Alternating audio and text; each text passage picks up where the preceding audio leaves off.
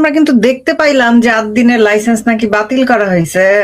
আমার এটা মোটেও বিশ্বাস হয় না, আমি এটাতে রিলাই করি না, কারণ আমি কালকেই দেখবো রিটফিট করে কিছু একটা করে ইটস ওভার।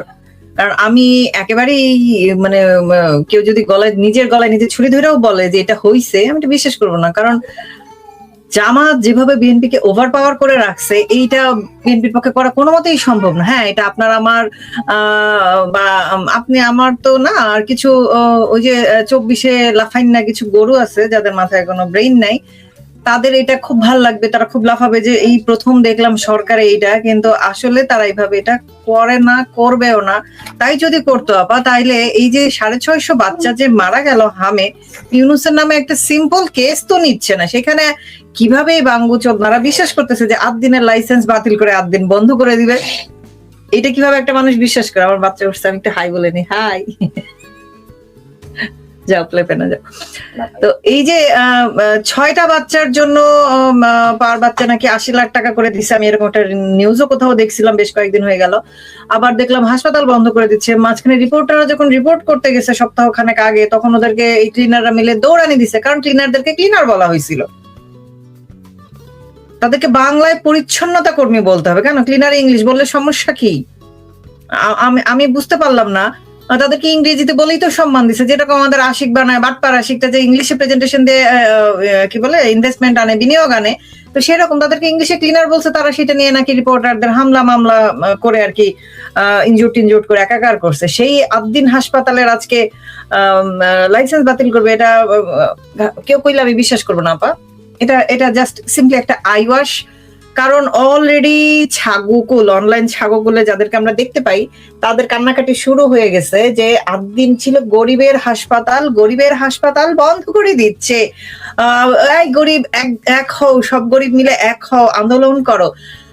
আরেকটা জিনিস দেখবেন আপা, হুট করে ইসলামী ব্যাংকের গ্রাহকরা খুবই সচেতন হয়ে গিয়েছে ব্যাংকিং প্রসেস নিয়ে। আমি জীবনে দেখি নাই কোনো ব্যাংকিং প্রসেস নিয়ে গ্রাহকেরা এত সচেতন। আমার তাই যদি হইতো, এত সচেতন যদি সব গ্রাহক হইতো আপা, তাইলে এই যে ডেস্টিনির মালিক যে Rafiqul Islam, ex army person, তাকে ছেড়ে দেওয়া হইতো না। তারপরে এই যে MLM কোম্পানিগুলো বাংলাদেশে এত রমরমা হইতো না। নাকি এখন কেউ যদি বলে যে না, সব স্মার্ট এবং শিক্ষিত গ্রাহকগুলাই ইসলামী ব্যাংকে যায়, এইটা তো আমি আসলে মানবো না। সরি, মানে এই ব্যাপারগুলো হচ্ছে কি, সবগুলো ইন্টার কানেক্টেড, একটার সাথে আরেকটা ইন্টার কানেক্টেড। এখন কেউ যদি আমাকে প্রশ্ন করে যে আপনি ছিলেন ৮ দিন হাসপাতালে, চলে গেলেন ইসলামী ব্যাংকের এই গ্রাহক সেবায়, এটা কি করে হইলো? দেখেন, ৮ দিন হাসপাতালও জামাতিদের, ইসলামী ব্যাংকও জামাতিদের। ইসলামী ব্যাংক এই ২৪-এর পরে অনেককে ছাঁটাই করে দিছে, যারা নন জামাতি, নন শিবির ছিল তাদের ব্যাংক থেকে। এবং তখন কারণ হিসেবে বলছে যে তারা কস্ট মিনিমাইজ করতে যাচ্ছে। কস্ট মিনিমাইজ করার পরপরই সবাইকে, যারা নন জামাতে ছিল আওয়ামী লীগের আমলে, যাদেরকে নিয়োগ দেওয়া হয়েছিল সরকারিভাবে প্রসেস মেনে, তাদেরকে বাদ দেওয়ার পরে এরা এখন ৬,০০০ জন আবার লোক নিচ্ছে। তাদের এখন কস্ট মিনিমাইজেশনের কোনো দরকার নাই। কারণ হচ্ছে এই জামাতিরা এমন একটা সার্কেল, এই জামাতিরা ভিক্ষা যাকে দিবে, আমি এটা কোথায় যেন পড়ছি, কেউ একজন লিখছিলেন সম্ভবত, যে জামাতিরা যাকে ভিক্ষা দিবে সেখানে এনশিওর হবে আগে যে এই লোক ফকিরটাও জামাত করে, কারণ আমার পয়সাটাও যেন জামাতের ঘরে যায়। ওরা এইভাবে নিজেদের ফাইন্যান্স করে। তো এখন যারা বলেন যে আমাদের দলের, নিজের দলের কথাই বলি, আমাদের দলের অনেকেই বলেন এটা কি সম্ভব, এত কিছু মেনটেন করা, এত কিছু দেখা যায় নাকি এরকম কাজের সময়, এগুলো কি দেখার সময় থাকে? এই যে দেখেন, জামাতিরা নিজেরা খুঁজে খুঁজে নিজেদের একদম লতায় পাতায় সেই 14 মাইল দূরের আত্মীয় স্বজন, বা বলেন আত্মীয় স্বজন লাগে না, ওদের রক্তের আত্মীয় স্বজনের কোনো ম্যাটার করে না, কারণ তারা এই রক্তের আত্মীয় স্বজনের লাশের ওপর যেহেতু রাজনীতি করে, আত্মীয় স্বজন ম্যাটার করে না। তো ওরা এই দলটা এমন ভাবে করে, ইসলাম ধর্ম অতটা পালন করে না। তাই যদি করতো, যে হাসপাতালের নাম ৮ দিন, সেখানে নিউবর্ন বাচ্চাদের ৬টা বাচ্চাকে শ্বাসরোধ করে মেরে ফেলতো না। এটা যদি উন্নত কোনো বিশ্বে হইতো আপা, সাথে সাথে হাসপাতাল থেকে বের করা হইতো ইনভেস্টিগেট করে যে অ্যাকচুয়াল ঘটনাটা কি। হুট করে আপা, আপনার কি মনে হয় না হুট করে বাংলাদেশে শিশু হত্যা এক্সট্রিম হয়ে গেছে? হুট করে সব মানুষ কি পাগল হয়ে গেছে? এটা কি সম্ভব একটা দেশে? মানে সব জায়গায় সব মানুষ তো ব্রেনলেস হয়ে যাইতে পারে না। একটা হসপিটালে নিউবর্ন নার্সারিতে সেখানে এসি বন্ধ করে দিতে বলছে, ঠান্ডা লাগে বেশি। এই লজিক আমার মাথায় ঢোকে নাই। কোনো হসপিটালের অথরিটি কারো ঠান্ডা লাগতেছে এই জন্য এসি বন্ধ করে কার্বন মনোক্সাইড বাড়ায় বাচ্চা মেরে ফেলবে, এবং সেইটা দেখানোর জন্য বিএনপি সরকার তাদের ভাইয়ের হসপিটাল বন্ধ করে দেবে, এটা আমি বিশ্বাস করি না, একেবারেই বিশ্বাস করি না। কারণ ওই যে ব্যাংক যেখানে বন্ধ করতে পারতেছেন সেখানে হাসপাতাল বন্ধ করে দিচ্ছে, যেখানে দৃশ্যমান ব্যাংক, এটা তো মনে করেন অদৃশ্যমান গ্রাহক টাহক থাকে, যেটা আপনি বুঝবেন ব্যাক এন্ডের কাজকর্ম, আমি সামনাসামনি দেখে বুঝবো না। আমি শুধু দেখবো জামাইত্যা গ্রাহকরা সামনে গিয়ে বলতেছে আমাদের ব্যাংক লাগবে, আমাদের ব্যাংক লাগবে। তো হসপিটালের ক্ষেত্রে তো জিনিসটা উল্টা, হসপিটালে তো দৃশ্যমান গ্রাহক আছে, যারা ভর্তি আছে, যারা পেশেন্ট আছে, পাইপলাইনে যারা কাজ করে, চাকরি করে। মুখের উপর এতগুলো বন্ধ করে দিবে এই বিএনপি সরকার, এটা আমি কেমনে বিলিভ করবো? যেখানে সাকা চৌধুরী এই একটা সুন্দর একটা কথা বলে গেছে অনেক আগে, কুত্তায় লেজ লড়ায় না, লেজে কুত্তা লড়ায়। এখানে লেজ কি আর কুত্তাকে, এটা আমরা সবাই জানি, এটা নতুন করে বারবার কিছু বলার নাই। এরা মরে গেছে আবার, কিন্তু তারপরে দুই একটা এমন সব কথা বলে গেছে এটা সারা জীবন থেকে যাবে, এবং সেই সবগুলো বিএনপি জামাতের ক্ষেত্রে ফিট করে, মানে অদ্ভুত ভাবে। এটা আমি খুব আশ্চর্য হই যে নিজের দলের সম্পর্কে এত সুন্দর করে ডেসক্রিপশন দিয়ে গেছে, কি আর বলবো, নিজেরা নিজেদের সবচেয়ে ভালো চেনে। আর আপনি একটু ব্যাংকিং প্রসেস আমাকে একটু বোঝান তো, আমি তো আর ব্যাংকার না, প্লাস হচ্ছে অঙ্ক আমার। এখানে ঘটনা হচ্ছে যে ইন্দ্রা, প্রথমে যেটা বললাম যে ইন্ট্রোডাকশনে, যে জামাতের এই যে একটা অর্থনৈতিক কর্মকাণ্ড, এটা এত বিশাল, এটা আমাদের ধারণার বাইরে। আমরা তো ছোট একটা নমুনা দেখলাম যে আদ্দিন হসপিটাল বা মানে ইসলামী ব্যাংক, আমার মুখ দিয়ে খালি জামাত ইসলামী ব্যাংক আসে, আমার কাছে ইসলামী ব্যাংকটাকে জামাত ইসলামের ব্যাংকই মনে হয়। আদ্দিন হাসপাতালে যেটা হয়েছে সেটা তুমি যেটা বললা যে আই ওয়াশ, হ্যাঁ, মানে একটা স্বল্প সময়ের জন্য, স্বল্প টাইম স্পেনের জন্য, মানুষের চোখ সরানোর জন্য হয়তো এটা করা হয়ে থাকতে পারে। তবে এখানে আরেকটা বিষয় যে বিএনপির সাথে কোনো না কোনো ভাবে জামাতের একটা স্বার্থের দ্বন্দ্ব ঘটেছে, যে কারণে হচ্ছে বিভিন্ন তথ্য জামাতের ব্যাপারে বিএনপি সামনে নিয়ে আসছে। এখন তুমি যেটা বললা, একটা কথা বলেছো যে গরিবের হাসপাতাল, এখানে একটা বিষয় আছে যে আমাদের সরকারি হাসপাতাল যেগুলো আছে সেগুলো দিয়ে কিন্তু আমাদের এত ব্যাপক জনগোষ্ঠীকে চিকিৎসা দেওয়া সম্ভব না, চিকিৎসা সেবা দেওয়া সম্ভব না। এই জায়গাটায় কিন্তু জামাতিরা খুব ভালোভাবে ঢুকেছে।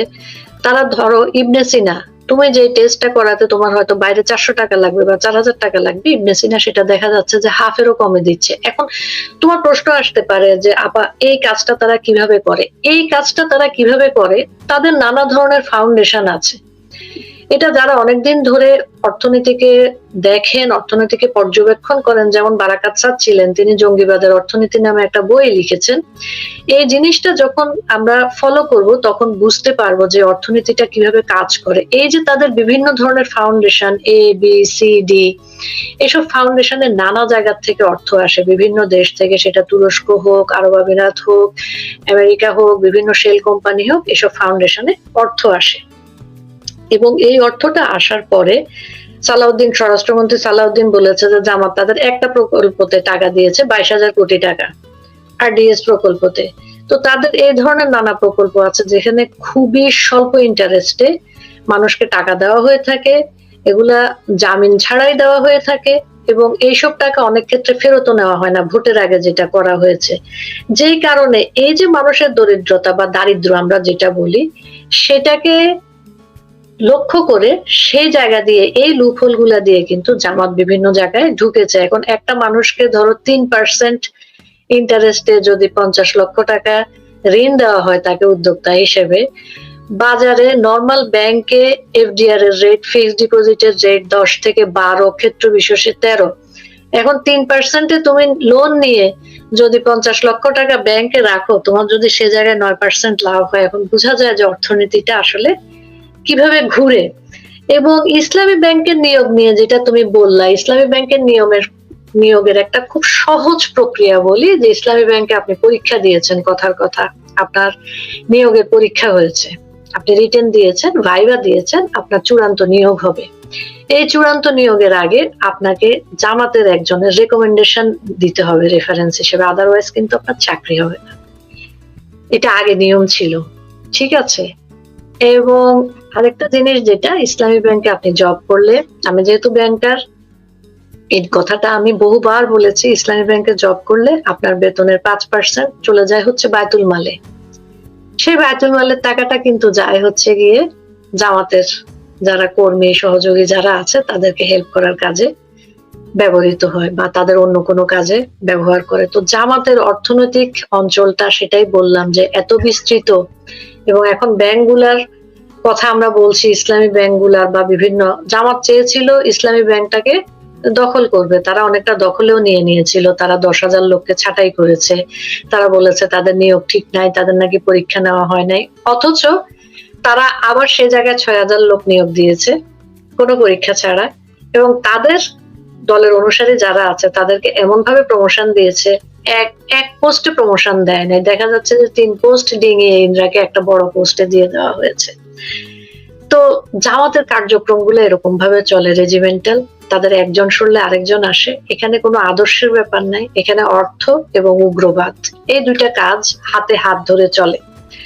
আর দিনের কথা যেটা বলছো যে তাদের লাইসেন্স বাতিল, এটা আমরা পরবর্তীতে যদি ফলো আপ ইনভেস্টিগেশন করে আমাদের কোনো সাংবাদিক, তাহলে হয়তো আমরা দেখতে পাবো। তবে এখানে একটা ধর্তব্যের বিষয় আছে, তুমি যদি দেখো যে সাদা শকুন কিন্তু ইতিমধ্যে পাগল হয়ে গিয়েছে। তো মানুষের আদর্শে টান পড়লে মানুষ অত পাগল হয় না, অর্থনৈতিক জোনে টান পড়লে যতটা আর কি মানুষ পাগল হয়। জামাতের বিভিন্ন জিনিসপত্রই উঠে আসছে, এর মধ্যে দেখলাম জামাতের হালাল প্রস্টিটিউশনের একটা জিনিস আসছে বাজারে। আমাদের তো সবকিছু হালাল লাগে, যেহেতু আমরা সংখ্যাগরিষ্ঠ মুসলমানের দেশ, আমাদের হালাল লাগে। তারা একটা হালাল প্রস্টিটিউশনের ব্যবস্থা করেছে, সেটার নাম হচ্ছে হালালা সেন্টার। তুমি নিশ্চয়ই খবরটা পড়েছো ইন্দ্রা, হালালা সেন্টার? আমি এটা পড়ছি আপা, কিন্তু আমার এটা বিশ্বাস হয় নাই যে এইটাও সম্ভব। কেন, কিভাবে, এটা কেন লাগবে আমাদের দেশে? আমি তো বুঝতে পারলাম না আপা। আপনি ফেসবুক খুললে বা যে কোনো জায়গা দেখি না, গত কয়েক মাস ধরে দেখি না এরকম, মানে 24-এর পর থেকে আমি এরকম দেখি নাই। ফেসবুক খুললেই আমরা যেটা দেখতাম যে নারীদের এত পড়াশোনা করে কি হবে, নারীরা এত পড়ে কি করবে, নারীরা বেশি পড়াশোনা করলে ডিভোর্স দিয়ে দেয়, তারপর জামাইয়ের কথা শুনে না। কিন্তু এরা আবার হালালা সেন্টার খুলছে, এই পোস্ট গুলো কিন্তু স্পেসিফিক কিছু আইডি পেজ থেকে প্রমোট করা হইতো আপা, আপনি তো জানেন এগুলা কারা প্রমোট করে। সেই তারা আবার হালালা সেন্টার খুলছে এবং তারা আবার আমাদেরকে শাহবাগী বলে গালি দেয়, আমরা নাকি পর্দা ছাড়া চলি, সেখানে তারা হালাল প্রস্টিটিউশন খুলে বসছে। Wow, nice. তো সেই ব্যক্তির আবার ওই মহিলার নাম সম্ভবত সালমা, উনি উনি ওনার ইনস্টিটিউট বন্ধ করে দেওয়ার প্রতিবাদে সব ইনফরমেশন ফাঁস করে দিচ্ছেন। ফাঁস করে দেওয়া ইনফরমেশন দেখে তা আমি আরো অ্যামেজড হয়ে গেলাম। আমি দেখলাম কি একজন কয়েকটা বৌথ হয়ে সেখানে রেজিস্ট্রেশন করছে যে এক্সট্রা করে যদি কাউকে একটু ঘাপাঘাপ দেওয়া যায়। আই মিন সিরিয়াসলি আপা, এরা এত এত ধর্মের কথা তাইলে কিসের ভিত্তিতে বলে? এদের মুখে সবসময় আপনি শুনবেন কি যে এই যে ইউরোপ আমেরিকা পশ্চিমা বিশ্ব ওয়েস্টার্ন কালচার যেটাকে বলে, কথায় কথায় যারা ওয়েস্টার্ন কালচার বলে, মেয়েরা ফ্যান শার্ট পিনদে, বগল কাটা জামা পিনদে, ওয়েস্টার্ন কালচার, এর মানে হচ্ছে জন তন লাগায় বেড়ায়, হইতে বেড়ায়, হ্যান করে বেড়ায়, ত্যান করে বেড়ায়। তাহলে এইটা ওরা কি করতেছে? আমি তো পশ্চিমা বিশ্বে, ধরেন আমি তো পড়াশোনা জানি, দেশে বিদেশ আসার আগে আমি জানি যে বিদেশে এরকম হয় না। প্রত্যেক দেশেরই একটা কালচার থাকে, স্ট্রং একটা সংস্কৃতি থাকে এবং নর্মস এন্ড রুলস থাকে। এবং সারা পৃথিবী আপনি যেখানেই যান, ইভেন যদি আপনি আফ্রিকার জঙ্গলেও যান, যাদেরকে আমরা সব বলি যে জঙ্গলি, সাধারণত আফ্রিকানদেরকে তো আমরা জঙ্গলি বলি থাকি, তাই না? ওখানে যেহেতু জঙ্গল টঙ্গল আছে, তারপর হচ্ছে অ্যামাজনের জঙ্গলে যেসব ট্রাইব থাকে ওদেরকেও তো আমরা বলি যে জঙ্গলি। তো ওদের ফ্যামিলিতে দেখবেন কিছু রুলস থাকে, যে ফ্যামিলি বন্ডিং থাকে, সন্তানের জন্য, বাবা মায়ের জন্য সবার আলাদা আলাদা একটা কি বলবো এটাকে, বাউন্ডারি সেট করা থাকে, যে সে কতটা কার সাথে কিভাবে অ্যাটাচ থাকবে। প্রত্যেক সমাজে এটা থাকে, প্রত্যেক দেশে এটা থাকে আপা। আমি তো এই নিয়ে 2টা দেশে আসছি, 2টা বিদেশে আসছি। ইন্ডিয়া তো আর বাংলাদেশে ওরা বিদেশ মনে করে না, ইন্ডিয়া তো, কারণ বাংলাদেশ হচ্ছে ইন্ডিয়ার করদ রাজ্য, সো আমি ইন্ডিয়া বিদেশ হিসেবে কাউন্ট করতেছি না, নাইলে ইন্ডিয়ানদেরটা কাউন্ট করতাম। আমি যখন কোরিয়াতে গেছি সেখানেও দেখছি যে বয়স্করা, যেমন আমাদের নানি দাদিরা যেরকম বয়স্ক, সেরকম বয়স্করা মিলে যখন আমাকে এবং নরিতাকে দেখলো, আমি এখানে পার্সোনাল গল্প বলে ফেলতেছি, ডোন্ট মাইন্ড, আমাকে এবং নরিতাকে দেখলো, নরিতা যেহেতু কোলে ঘুমাইছে, চুলগুলো এলোমেলো, আমাকে ঝাড়তেছিল রীতিমতো কোরিয়ান ল্যাঙ্গুয়েজে, যে কিরকম অপদার্থ মা হয়েছে, চুল টুল আঁচড়ায় না, চুল বাঁধে না, কিছু না। ইউকেতে আসছি, ইউকেতেও এরকম বয়স্ক লোকেরা, যেহেতু আমার এখন ছোট বেবি আছে, ছোট বেবি দেখলে ওরা খুবই ফ্রেন্ডলি হয়ে হাউ সুইট কিউট প্রচুর কমপ্লিমেন্ট আপনাকে দিবে। আর আমার বাচ্চা দেখতে যেরকম হোক, ওদের মতো তো আর সাদা হয় না, আমরা যেহেতু এশিয়ান স্কিন টোন, ওরা কিন্তু এটা বলে। বাংলাদেশে আপনি কখনো দেখছেন আপনার রাস্তায় আপনি বাচ্চা নিয়ে বের হয়েছেন, কখনো এরকম কমপ্লিমেন্ট পাইছেন যে তোমার বাচ্চাটা দেখতে খুব ভালো লাগতেছে, হেলদি, তুমি কি সুন্দর fresh and neat and clean করে বের হয়েছে, বা বাচ্চা এবং মা তোমাকে দুইজনকে দেখতে খুব ভালো লাগতেছে, কোনোদিন কমপ্লিমেন্ট শুনছেন? আমি কিন্তু শুনি নাই। আমাকে শুনতে হয়েছে বাচ্চাটা কার মতো হইছে, তোমার মতো তো রং পায় নাই, বাচ্চাটা তো হুক না কে, বাচ্চাটা কিছু খায় না, বাচ্চাটা তো মোড়া কে, বাচ্চাটা এত লড়ে কে, বাচ্চাটা কথা কয় না কে। মানে আপনি চিন্তা করেন, যারা সারাক্ষণ অন্যের দেশের মানুষজনের কিরকম লাইফস্টাইল সেটা নিয়ে কমপ্লেইন করে, তাদের নিজেদের কাহিনী হচ্ছে এই, এবং এটা দূর থেকে মনে করে যে প্রত্যেক বিদেশেই, মানে বাংলাদেশের বাইরে প্রত্যেক, মানে বাংলাদেশ এবং পাকিস্তানের বাইরে প্রত্যেক দেশেই, বুঝছেন, বাংলাদেশ এবং পাকিস্তান ছাড়া প্রত্যেক দেশে, আরেকটা আছে সৌদি আরব, এবং বা এই টাইপের আরবিয়ান কান্ট্রি গুলো ছাড়া যতগুলো ইংলিশ কান্ট্রি আছে বা অন্যান্য ভাষার কান্ট্রি আছে, প্রত্যেক দেশে কোনো ফ্যামিলি রুলস নাই, কালচার নাই, ট্র্যাডিশন নাই, তারপর হচ্ছে নর্মস এথিক্স কিচ্ছু নাই। এরা যা পায়, এদের কোনো বাপ মার ঠিকানা নাই, কে কার ভাই কে কার বোন কেউ কিচ্ছু জানে না, বুঝছেন, ওদের ধারণাটা এরকম। মানে এতটা এদের কূপমণ্ডুক ব্রেন, এরা কুয়ায় বাস করে, কুয়ার ব্যাঙে মনে হয় বেশি জ্ঞান রাখে আপা, কারণ এরা দিন দুনিয়া সম্পর্কে কোনো মিনিমাম খোঁজ খবর রাখে না। এদের একমাত্র চিন্তা হয়েছে, আবার একমাত্র চিন্তা হয়েছে কিভাবে নিজের বউ ছাড়া অন্য কাউকে কিভাবে একটু লাগানো যায়, সেটা চোখ দিয়েও হইতে পারে আপা, সবসময় যে ফিজিক্যাল কন্ট্যাক্ট করতে হবে তা না। আমি এখন নেপালে চলে যাব। নেপালে আমাদের একজন হুজুর ভাইকে নিয়ে বলবো, তমাল নাম ওনার, উনি ওনার প্রোফাইলে কি জানি বলে, নেপালে বেস ক্যাম্পে, অন্নপূর্ণা বেস ক্যাম্পে গিয়ে সিজদা করেন। উনি অন্য যারা ট্রেকার আছে সেই ট্রেকারদের, এক মেয়ে ট্রেকারের বাতিং টাইমের ছবি ভিডিও তার মোবাইলে রেকর্ড করে রাখছে। এরকম আরো তার মোবাইল চেক করে এরকম অসংখ্য পাওয়া গেছে। এবং নেপালে বাংলাদেশ ট্যুরিস্টদের নিয়ে খুব আলোচনা চলতেছে, এদেরকে আর পারমিট করবে কি করবে না ফ্রি ভিসায়। মানে আপনি চিন্তা করেন এই জাতিটা সেক্সুয়ালি কতটা ফ্রাস্ট্রেটেড হইলে দেশের বাইরে এগুলো করে বেড়ায়, এবং দেশের ভিতর হালালা সেন্টার খুলে বসছে। আপনি ভাবেন, কারণ ওদের বিশ্বাস ওরা ছাড়া ধর্ম এবং সামাজিকতার কেউ পালন করে না। তাই যদি না হইতো আপা, এরকম করার তো কোনো কারণ নেই। এই জিনিস তো মনে করেন আমি আরাবিয়ান কান্ট্রিতেও শুনি, আরাবিয়ান কান্ট্রিতে আমি শুনছি হালাল হালাল বেকন আছে, হালাল অ্যালকোহল আছে, হালাল পর্ন আছে। ইট কেম ফ্রম দেয়ার না, ঠিক আছে, হইতেই পারে, ব্যাপার না। বড় ভাইরা যে পথে যাচ্ছে ওরাও সেই পথেই যাচ্ছে, এবং পাকিস্তানিদের নানান জায়গা থেকে ব্যান করে দিচ্ছে দেখলাম। তো বাংলাদেশিদের আর কেন দিবে না? সেই ফ্রাস্ট্রেশন থেকে ওরা এখন নিজের দেশেই হালালা সেন্টার খুলে বসছে। আপনি সেটা নিয়ে দুঃখ কষ্ট পাইলে তো লাভ নয়, কারণ আমাদের দেশের মেয়েরা একমাত্র স্বপ্ন নিয়ে বড় হয় হুজুরের বউ হবো। সেই মেয়েদের আপনি আমি এগুলো বললে লাভ আছে? আমরা তো শাহবাগী, সরি, শাহবাগের নতুন নাম হাদি চত্বর, সো আমরা হাদিবাগী হইলাম।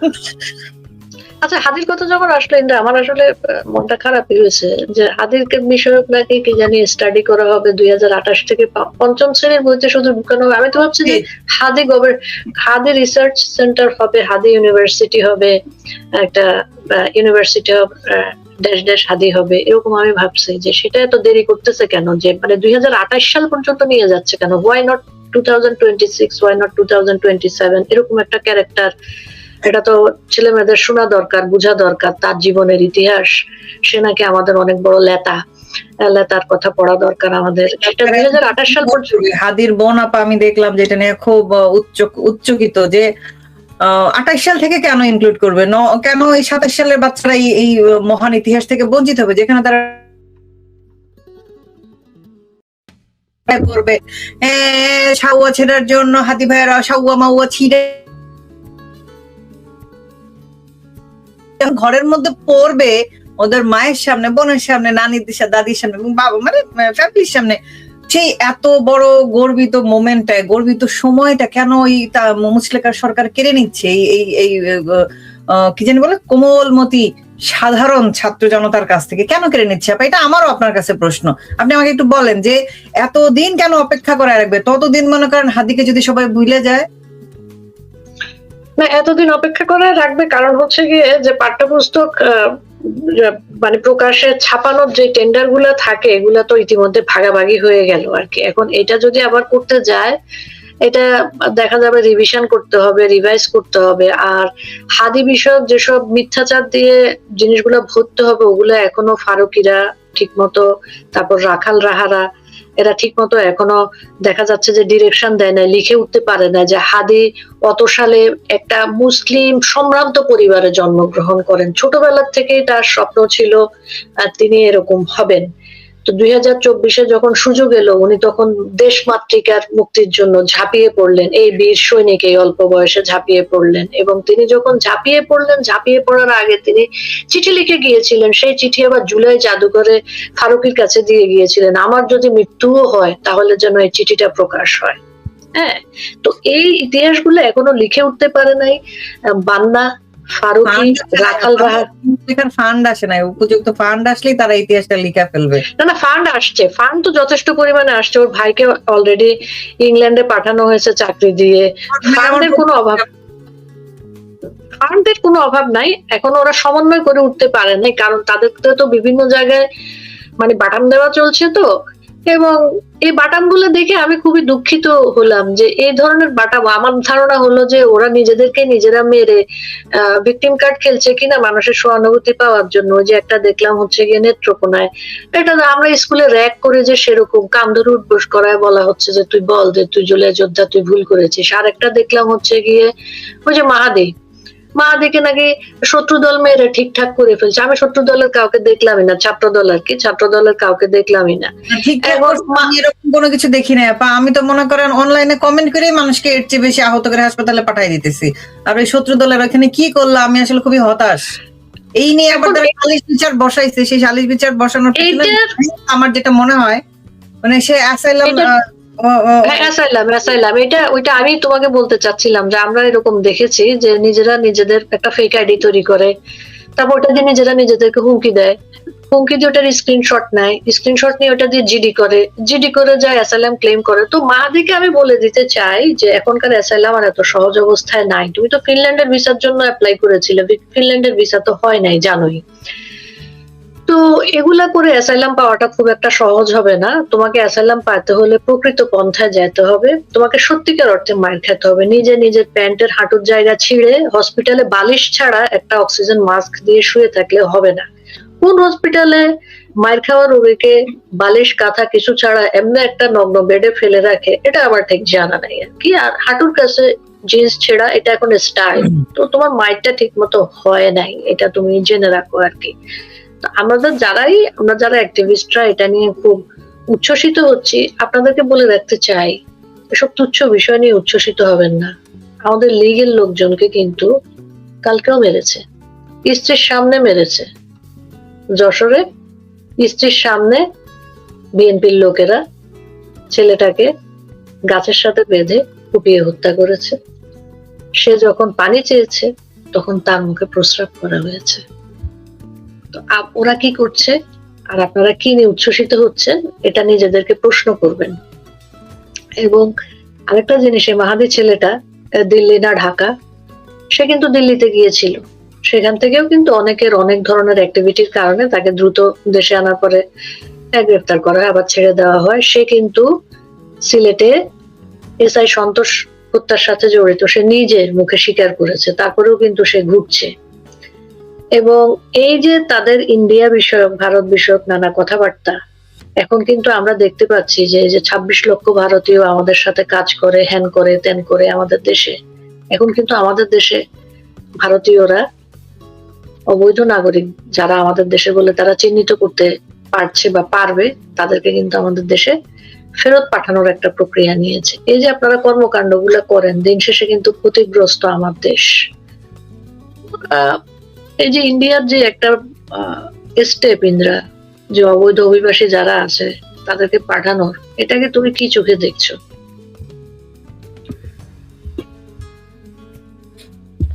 এটা খুব জটিল একটা প্রশ্ন আসলে। আমি তো মনে করেন অ্যাক্টিভিস্ট, আমি তো ওরকম প্রপার ওয়ার্ড ইউজ করতে পারবো না। আমি নর্মাল ল্যাঙ্গুয়েজে যেটা বুঝি যে এই যে বারবার যখন শক্তিশালী প্রতিবেশীকে কেউ খোঁচায় অকারণে, খোঁচাইতে থাকে, তখন তারা এই যে হাদি গুলি খাওয়ার পরে যখন ইন্ডিয়ান এম্বাসিতে অ্যাটাক হইলো, সেটা কিন্তু তারা ইন্টারন্যাশনালি কোনো রিচ করে না ইন্ডিয়া। আমি জিনিসটা নোটিস করছি, আপনারা সবাই করছেন। তো সেই ক্ষেত্রে তারা ডিপ্লোম্যাটিক্যালি এখন যেটা খেলতেছে, ইন্ডিয়াতে কর্মরত অবৈধভাবে যত বাংলাদেশি আছে গেডি ধরে সব টেরে পাঠায় দিতেছে। এটা হচ্ছে তাদের কি বলবো, রিভেঞ্জ টাইপ আর কি, কিছুটা রিভেঞ্জ টাইপ ইন্ডিয়া এটা নিতে চাচ্ছে, যে তোমাদের সাথে আমরা হাতে মারবো না, ভাতে মেরে দেখাচ্ছি যে তোমরা যে সারাক্ষণ আমাদেরকে খোঁচাও, আমরা তো কিছু বলি না তোমাদেরকে। যখন হাতির পায়ের তলায় যদি পিঁপড়া কামড় দেয়, ইম্প্যাক্ট তো কিছু না কিছু হয়ই, তাই না? ব্যাপারটা সেরকম। তো ইন্ডিয়া এখন যেটা করতেছে যে ইন্ডিয়ার অ্যাকচুয়ালি করতেও হচ্ছে না, ইন্ডিয়ার সিস্টেমটা এতটাই অর্গানাইজড যে ওদের সুন্দরভাবে, এই যে দেখেন ওদের 26 সালে যে ইলেকশন হইলো, কি জানি বলে, স্টেট ইলেকশন হইলো, স্টেট এবং সেন্ট্রাল সব মিলাই কি ইলেকশন, ওদের ভাগাভাগি অনেক।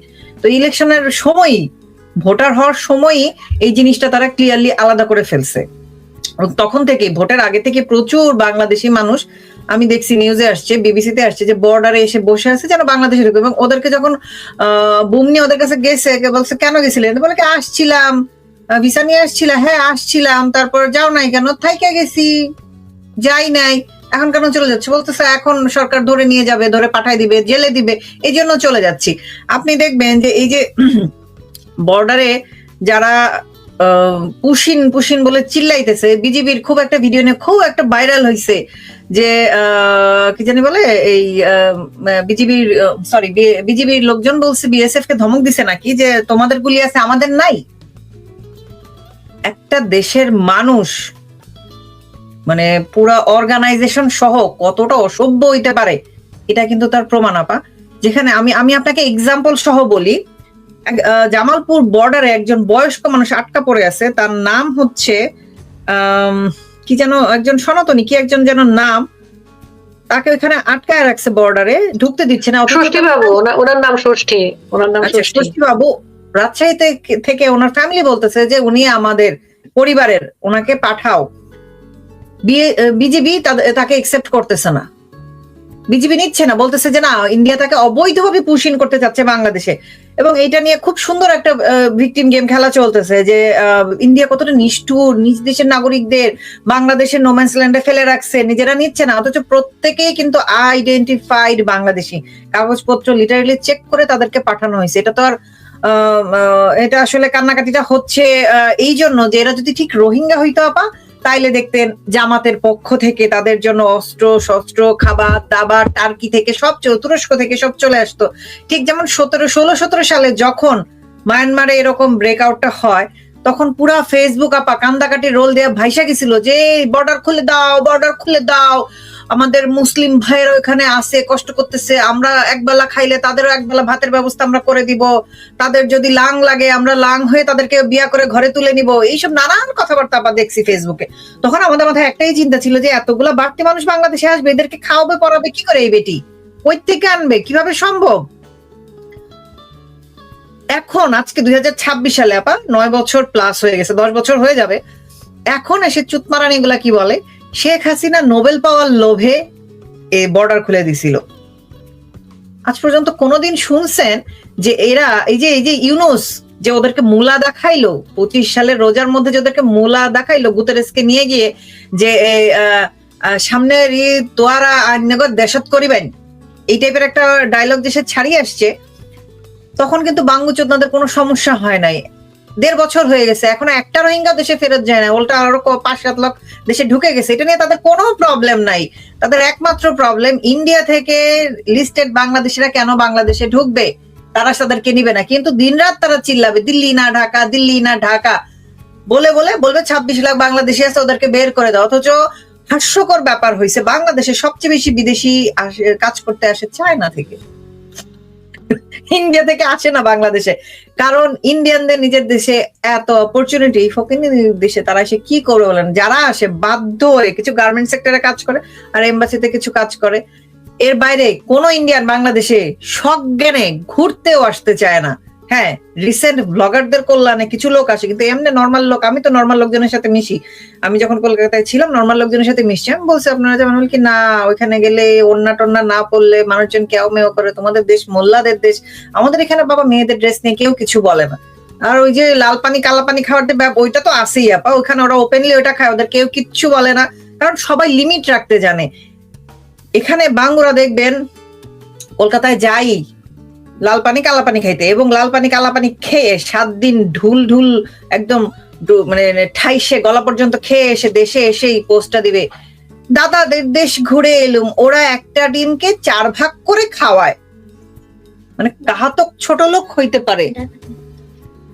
করে ফেলো।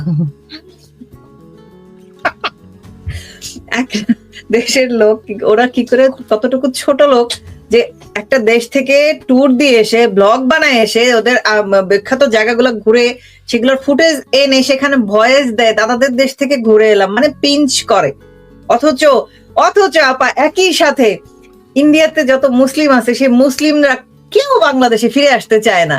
বাঙালিরা মুসলিমদের দুঃখে কাইন্দা গুইটা মরে যেতেছে, মুসলিমরা ইন্ডিয়ান মুসলিমরা প্রাউডলি ইন্ডিয়ান পাসপোর্ট ক্যারি করে, বাঙালিরা তো সেটা করে না, বুঝছেন?